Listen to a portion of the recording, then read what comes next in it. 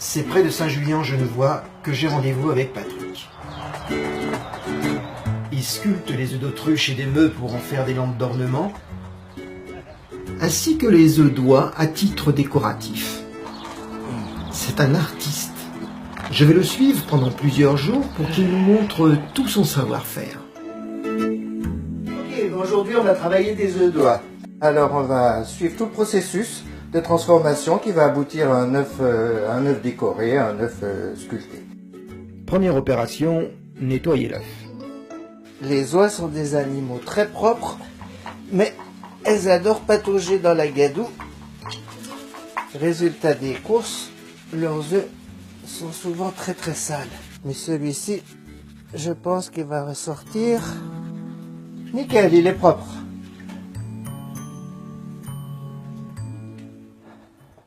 Une fois l'œuf propre, pour le vider, il faut le percer.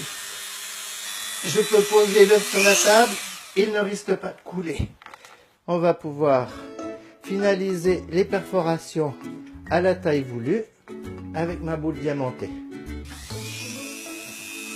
Je tourne un petit peu pour essayer d'enlever le plus possible de peau aux alentours du trou.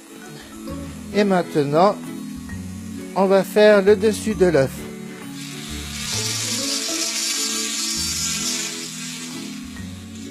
Vider l'œuf. Hop.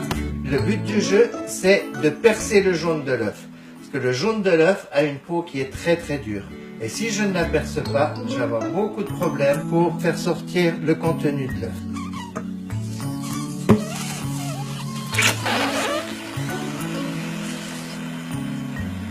Et nous avons un œuf vidé, pas très propre. Je vais le remettre à tremper, le remplir d'eau, le rincer, le laisser tremper quelques jours, jusqu'à ce qu'il soit bien nettoyé à l'intérieur. Et maintenant, la phase dessin. Dessiner sur un œuf, lorsque on fait quelque chose qui est figuratif, ça n'est pas très compliqué. Le motif que je vais faire, ça va être quelque chose de géométrique. C'est cet œuf-là que je vais essayer de faire. Et ça, c'est le premier guide. Et voilà, j'ai un œuf qui est déjà partagé en deux. Le but du jeu, donc, comme je l'ai dit, c'est de le partager en 12. Afin que ce soit un petit peu plus rapide, j'ai déjà préparé un œuf que j'ai partagé en 12 sections égales. Et c'est celui-ci que je vais utiliser maintenant, sur lequel je vais continuer mon travail. Maintenant que nous avons notre œuf partagé en 12 dans le sens de la longueur, ce que je vais faire, je vais tracer 3 cercles. Un en bas de l'œuf, l'autre sur le sommet de l'œuf et l'autre au milieu de l'œuf.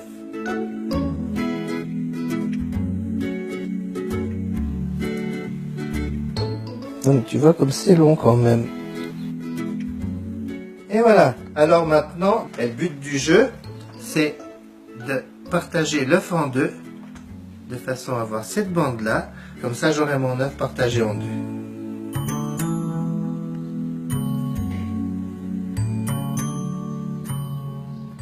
On va maintenant faire les triangles, en commençant par ceux du dessus.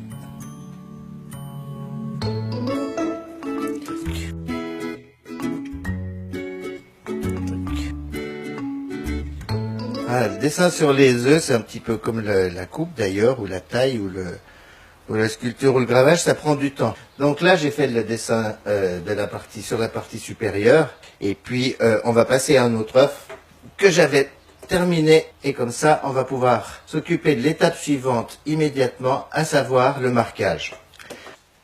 C'est parti.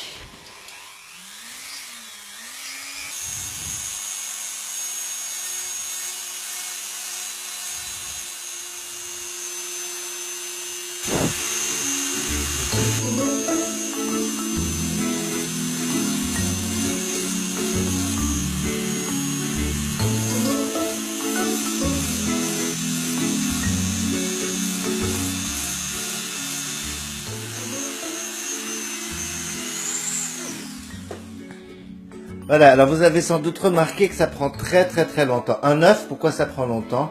Parce qu'il faut jamais appuyer. Alors cet œuf, totalement marqué. Pendant qu'il a encore un peu de résistance, je vais le laver. Et c'est pourtant pas du crayon gras.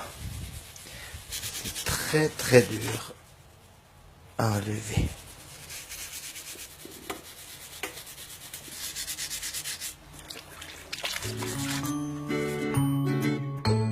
Et c'est bon. On passe à la scie.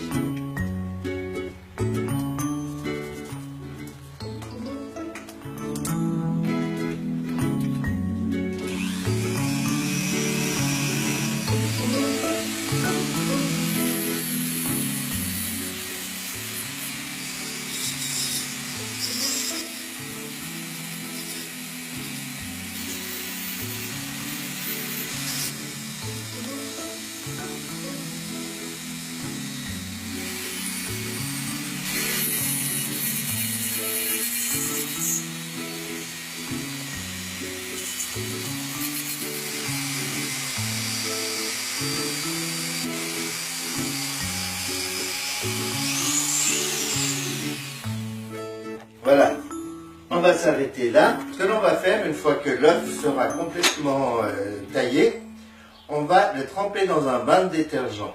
On va le ressortir du bain et on va avoir une taille nette. Et on a un œuf qui n'a plus qu'à être verni et suspendu à l'arbre de Pâques.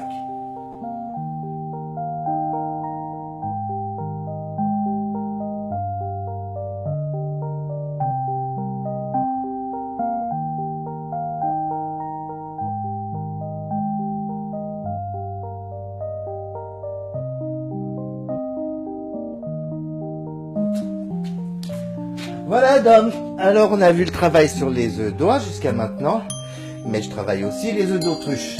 Alors les œufs d'autruche c'est un petit peu le même principe, c'est même beaucoup le même principe, si ce n'est que c'est beaucoup plus long à travailler. À peu près